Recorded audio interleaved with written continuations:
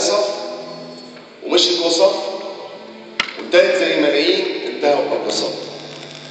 الناس اللي تمشي جوه الصف طريقه واحد ومعروف، ولو مشيت في طريق فيه قبليك ملايين فيه فاوعى تتخيل انك هتحقق النجاح الكبير الضخم. النجاح هيكون نجاح نسبي، لكن لو عايز تلبس اكبر نجاح تقدر تبص لقياداتك اللي موجوده وللاشخاص اللي موجودين معاك.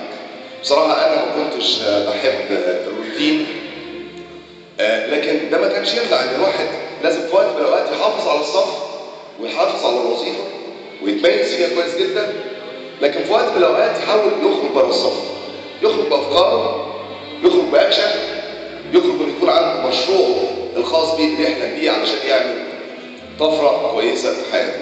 انا اسرتي اسره بسيطه متواضعه جدا، يمكن لو صنفتها بين الغنى والفقر فهي اقرب للفقر.